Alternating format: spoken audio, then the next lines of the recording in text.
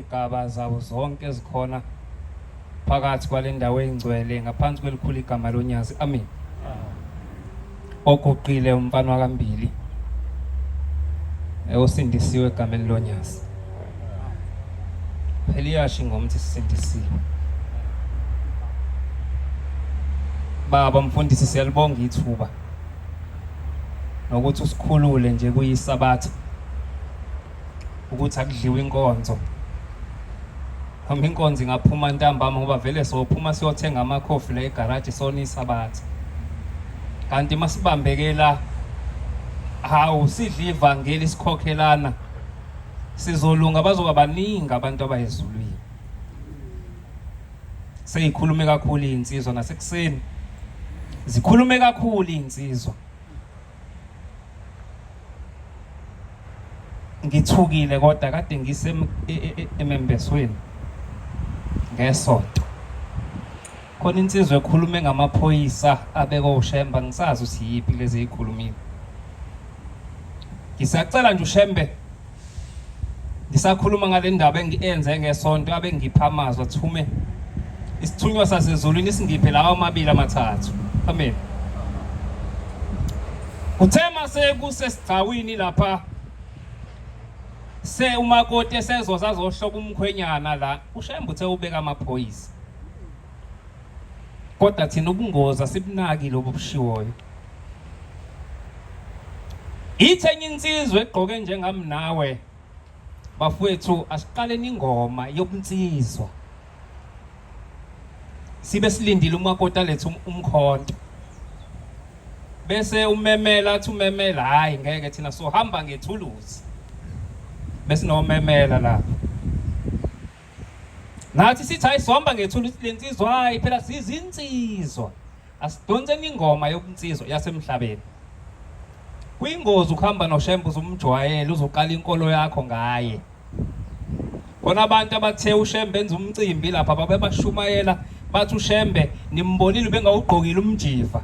Manje nisibelesela ngeMnazaretha ukuthi asogqoka iMnazaretha mangabe sisemcimbini. Suke singeve siyosonto nimbonile ubaba. Ningabokala inkolo yenu ngobaba ngoba nizokweduka.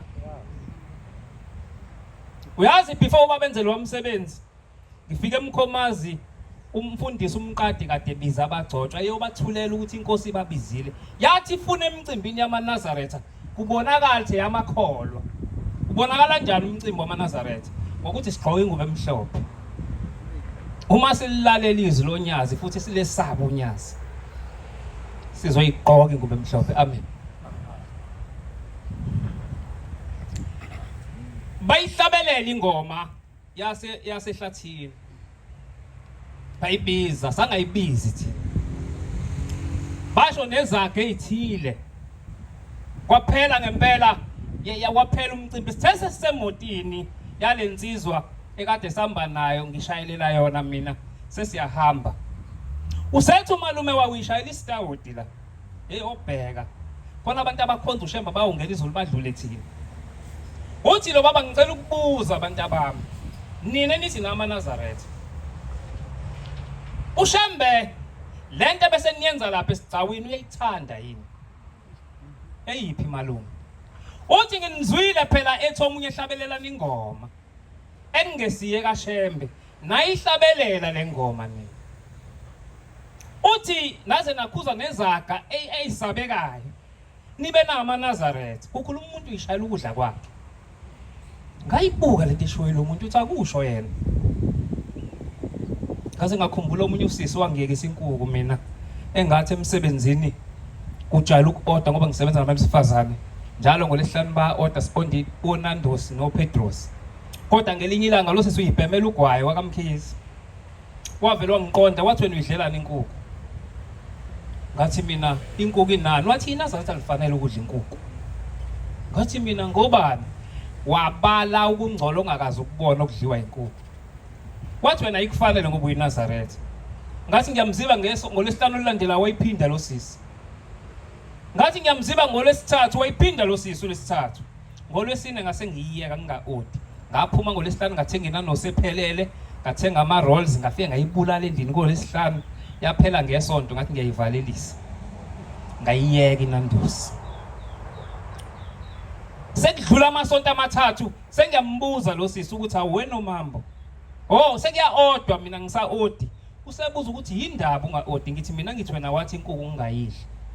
Uthi ngathini ngambala uthi wathi inkukhu idla ukuthi yenza ukuthi yenza ukuthi, wathi angikaze ngiyikhulume lo nto. Wathi omunye umshomeli nentanta mntanami, uShembe ufaka amazwi kule ngane yomuntu engakholwa ngoba uba wethu iNazaretha bungekuyiyeka inkukhu. Ngaphinde ngakhumbula uthe lo baba uShange mekhuluma ngikhumbula indaba ezimbili. Ngakhumbula umvangeli engadibana naye intabaze kusetshenzwa inkosi izofika 2019. Uthi lo mvangeli kade siselinda. Kuthema sekululeka befundisi kwasuma umfundisi oyedwa. Lento engizoyikhuluma nawe uyayiqala ukizwa namhlanje. Nami ngangiyiqala. Uthi wathi lo mfundisi weManazaretha nivula umthandazo wokuvuka. Nuvule la uphela khona ngasekugcineni sawuvula. Uthi wathi nibona ngisathi sibona isihlabelelo somthandazo wokuvuka kade sisihlabelela. Sekwamavesi aphelele manje. Wathi shona kokulala. Ekugcineni kwawo khona ukuthi sathi khona amavesi omthandazo wokulala. Lawo kade siwahlala kodwa sephelele. Wathi niyawazi ukuthi awani sathi cha. Uthi ubeluleke linda 2019. Uthi umvangeli wathi lo mfundisi uBhombela wafundisa wathi lesi sihlabelelo njengoba nisibona sisekugcineni esokubusisa mawuphethe umthandazo wokuvuka nowokulala awuphethi noma ingasiphi isihlabelelo. Uthi umvangeli uMazibuko lento bengiyiqala sengimdala ngigogile manje.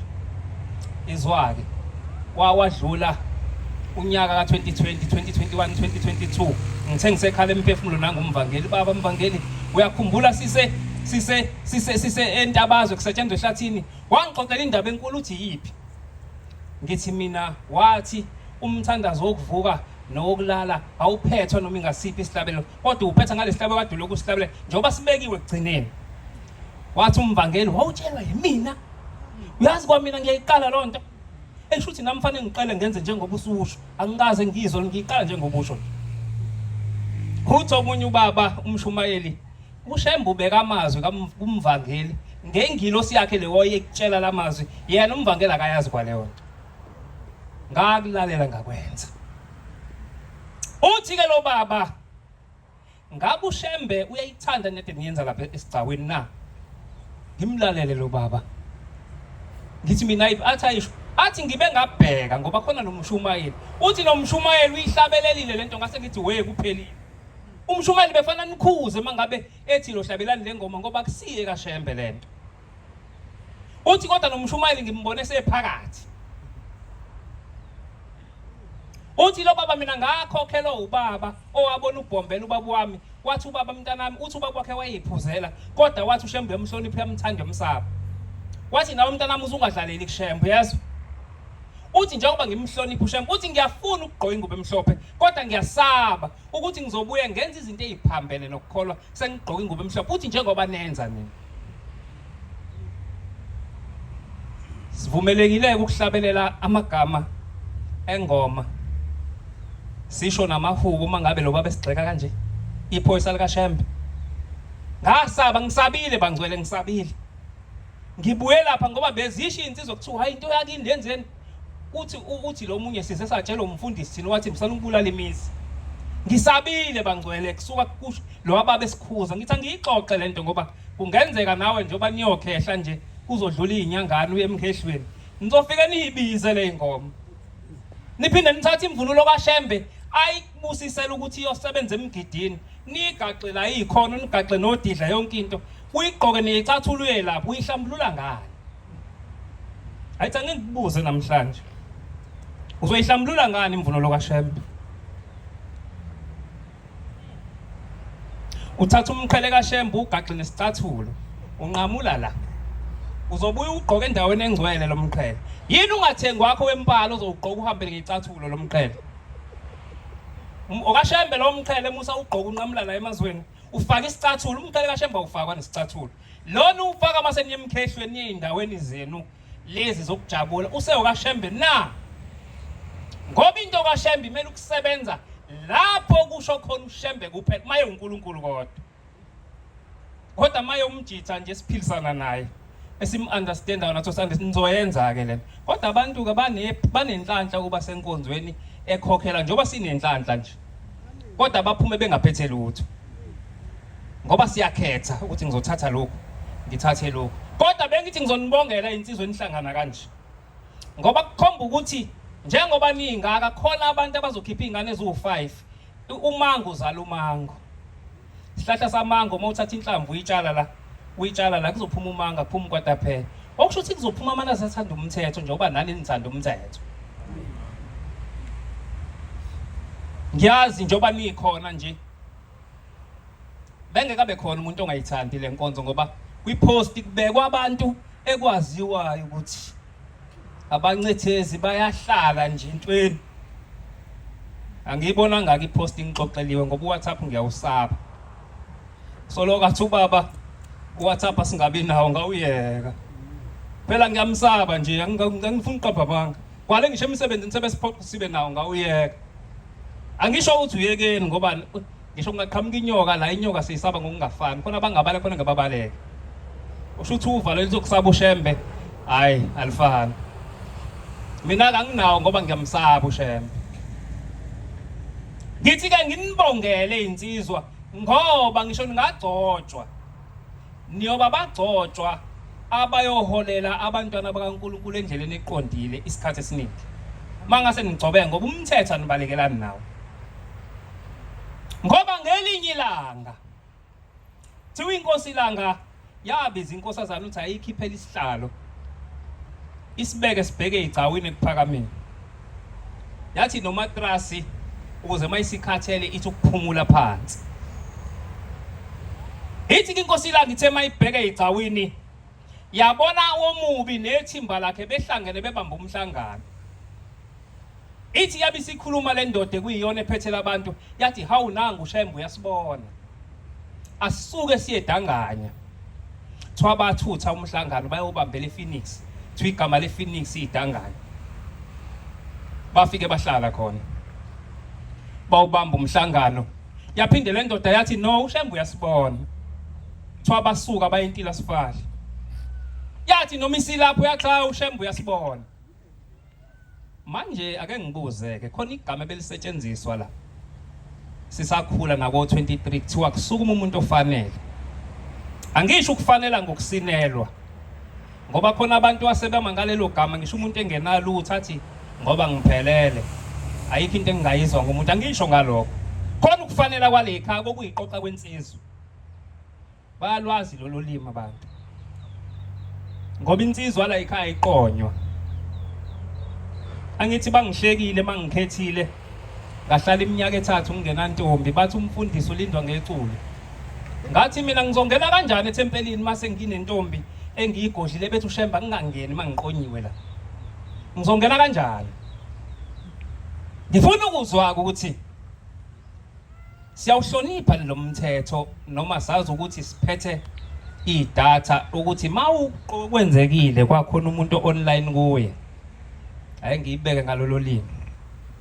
Awuvumelekile ukuthinta umsebenzi kaNkulunkulu. Uma nginentombi nguthinta kanjani umsebenzi kaNkulunkulu? Ngikuyeke kungena ngoba kumkhokheli wakho ukuthi mawuzazihlala lapha ngaphandle. Mina ngihlale iminyaka ewu7 ngenza icala kulonkosikazi owahambayo. Yaba u7 ngihleli ngaphandle lapha ngoba ngazi umthetho ukuthi noma ngabe ushemba kangibona laba bangibo abangazi ngenzeni kodwa ushemba uyangibona. Ngayihlala leminyaka kwathi ngoka 8 ngingahlanganisiwe. Ngazibona ngilele. Ngabona inkonzo ebuhleni ingaphandle tempelini inkosi nesihlalo sawo singaphandle. Yasho inkonzo iphethe inkosi ithema iphela inkosi. Kodwa abantu ababekule nkonzo babengekho abantu abadala kakhulu. Babekhona obaba kusho ukuthi laba bathe ukuganga kakhulu. Babekhona nomama kodwa iningi kwakuyintethelelo nathi. Silapha ngaphandle.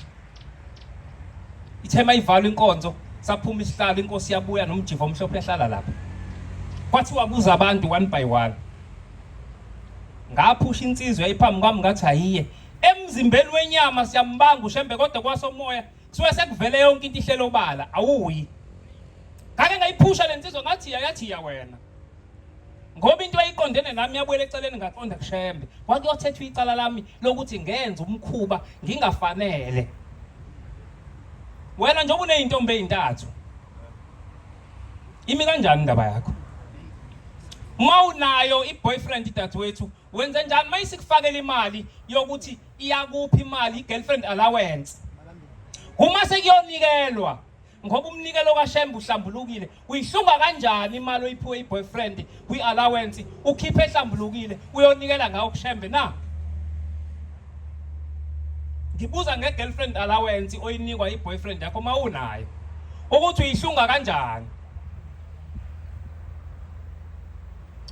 ngaya phambi kwale kwenkosi ngithema ngifika angizange kube mina okhulumayo njengala emhlabeni kube wena ufika uthi baba ngizocela ukuthi ngafika yathi inkosi uyenzeleni lento oyenzile ngathi baba ngicela ungithethelele yathi inkosi ngithi uyenzeleni lento oyenzile ngathi inkosi ngicela ungithethelele yathi inkosi ngithi uyenzeleni lento oyenzile singihafa kwase kuringa kumina ukuthi ikhuluma ngani yathi ngizokukhumbuza ukuthi yini lo yenzile yayisisho ukuthi uqonyelweni engqondweni yami ngase ngithi baba ngicela ungithethelele ngeke ngiphinde ngiqonye yathi inkosi kubusisa yaze ngikhomba kanje ungaphindi uqonywe yezwa ngasuka ngithuthumela kaphaphama ngaleso sikhathi ngonyaka ka8 ngabe sengiyahlanganiswa manje umbuzo wami uthi wena mawunemali usebenza kamasipala wona leyangane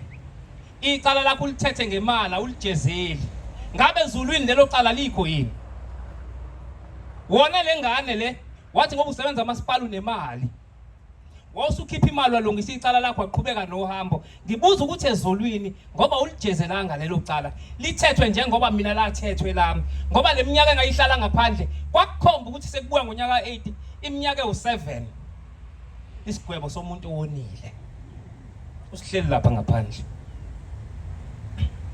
ithe insizwa akithi lezi izingane onazo uzihlawula nini angikhulumi ke ngazo ungene kanjani la kwemzini wendoda wonile ngoba ubaba ngo2020 wahluleka ukuyentabeni wathi mayiphuma ebuhleni wathi phansi bamphoqoza wagoduka utheme efike ekhaya walala bafika bathi hey wena mfana ufunani ohambeni oluyingcwele emzini wethu koniwe ingane yethu la ngathethwa icala koniwe la ekhaya kushawa yena akushawa lo umuntu owonile kodwa kushawa yena kuthi ufunani kuNkulunkulu uma kuwena kowonile wenze njani ngiyabuza ngoba ubaba kwakungena owonile kwakoniwe emzini wakhe kodwa bathi okhokho bakhe akangayi emhlangano u2 years wathi uyaphinda ngo2022 bamphinda wathi awukwazi ukuye emhlanganweni emzini wakho kuzalisa ingane yakho la ngathethwe icala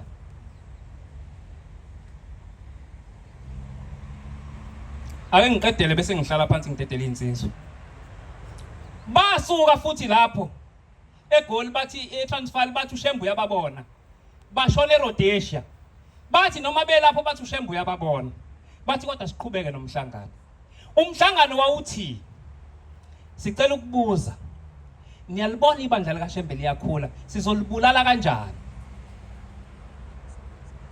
yabona usathane njengoba sibona sihlangene kanje sikhuluma kanje kade bekhuluma abafowethu abangaphambi kwami ujabhile uyonda kodwa uShembe uyakhuluphala uthi ngicela kuphakamisa abantu basho ukuthi ibandla likaShembe solibulala kanjani kulomhlangano ababe ubambile thoya sukuma oqala wathi sizobenza abadako utshwala labantu yathi le ndoda uShembe kodwa uyakwazi ukusigeza leso sono wathi omunye sobenza abathanda imali thoya yanqekuza kahle yathi ya lalithatha lelo point wathi sizobenza bengazwani yanqekuza yathi ya thoka bese kusukuma inkosikazi yakhe lo baba wathi baba mina ngake ngayoshumayela eSodoma ivangeli engalishumayela khona lathandwa kakhulu uthi lona ubuza umkakhe uthi lalithini lelo vangeli uthi hayi baba ngafike ngashumayela lapho ukuthi indoda ayithi mayibuka enye indoda ibuka kuumuntu ofanele ukuthi ingathandana naye imenze umkayo Nowesifazana akathi mebuka omunye wesifazane ambuke kufanele angaganana naye. Uthi baba mangase senze njalo leli bandla kaShembe lizofa. Walithatha ipoint. Wayesethi lo mkakhe asizali ingane baba. Sihambe siyozifuhlela kulona ibandla likaShembe zikhulele khona. Meke zakhula zizothandeka kakhulu bazozigcoba. Mase bayigcobile ngezimsize ngalutho uShembe ngomthetho. Ayingime lapho. Njengoba kade kukhulunywa ngeingoma zangaphandle ekseni. Bakhona abakhuzi. Ngabe sekuyileyo nzalo yini? Cha ngiyabuza. Ngoba bakhuzi. Ukhuza wena bese kuthiwa hayi mfana umncane. Ukhuza into oyibonayo ukuthi ithukisa ibandla. Ukudansa ethempelini, thiwa hayi umncane mfana. Siyoba nini badala ngoba vele ngizohleze ngimncane mina khona bangaphambi kwami. Ngizohleze ngimncane, akukho la ngizoba mdala khona. Bakhona bazoba ngaphambi kwami ngizohleze ngimncane. Idimoni silikhuza nini? Okugcina umfowethu uthinta izangoma. Umfowethu wathinta ijiki. Akikhipha ikhambi bese ngihlala phansi. Bakhona abantu abangena umoya wobungoma la.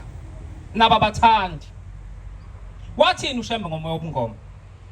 Wathi uShembe uma kukhona isangoma ekhaya sesihambile emhlabeni. Biza amaNazaretha angela ngelithile senihlambulukile.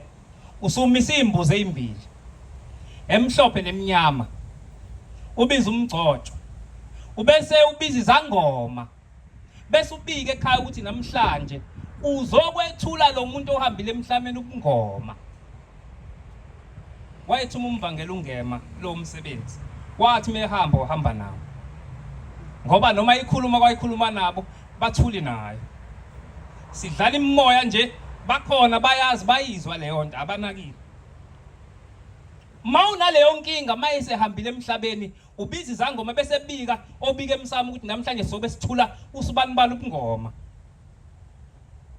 Bese ngakusasa kuphunywa nalezi imbuzi ezimbili kiwe ngaphandle libeni lakhe lapha ibe siyahlatshwa leyo kuqala ihlahlelwe bese iphekwa yizi zangoma lezi bese ziyagida zenze lento ekade yazi zigide ubese nisika imnqwambo nina ngalezi khathi zigida emngembuzo emnyama niyibeke ethuneni lakhe angithi ubefaka imnqwambo bese ziyagida izangoma igide mayisivuthiwe bese niyayiphula bese ziyayidla bese nisusa imnqwambo la ethuneni lakhe bese nihlaba lembuzo emhlophe nikhipha insipho ekhishwa phakathi inyongo nomswane ifaka emanzini nichela ithuna nikhuluma nithi namhlanje sizogeza sifuna ubuye umhlophe unjengathi bese nithatha into angemhlophe nithi bhu phezukwethuna sithi sifuna ubuye unje namhlanje biyovala ubungoma ngalelo langa mawuphuza utshwala noma ugaya utshwala ekhaya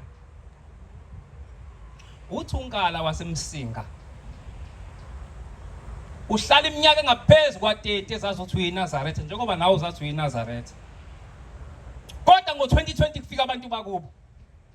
Bathi wena mfana sizokutshela namhlanje ukuthi awusili iNazaretha.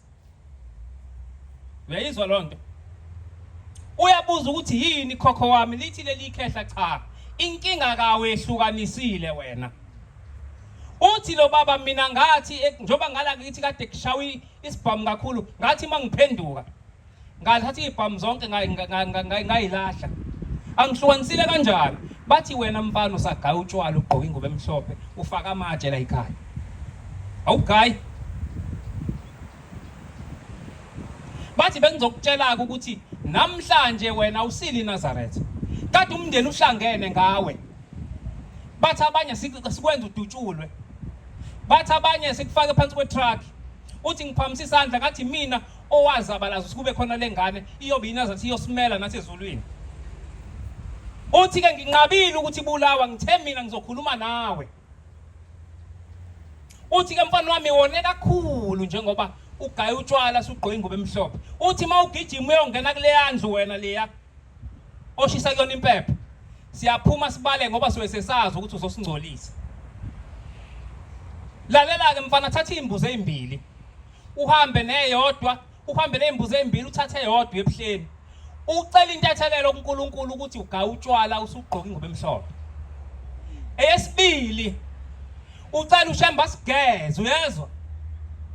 Uthi baba, uthi mkhulu khokho wami ngiyezwa, ithi le ndoda ubese uphinde usigeze ekhaya usingenise, uyezwa? Uthi ngiyebo ngiyezwa khokho wami. Uthi ungaphindeka ugawu utshwala, uthi ngoba wena ubuzophila iminyaka ewu-75, kodwa sivumelene ukuthi leyo minyaka siyayinqamula, muke wagawu utshwala sithatha unyaka owodwa, ngeke usaphila iminyaka ewu-75.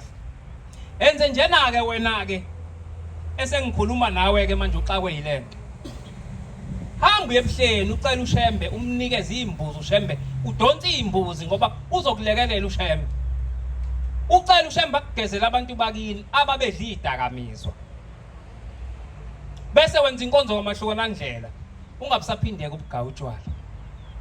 Unawe uyobizwa ngeNazaretha, ungafani nale ndoda ekhola iminyaka engaphezu kwa-30 sasuye eNazaretha kanti ayisilo. Ngiyabonga abangcwele, inkosi kusenikuzwini.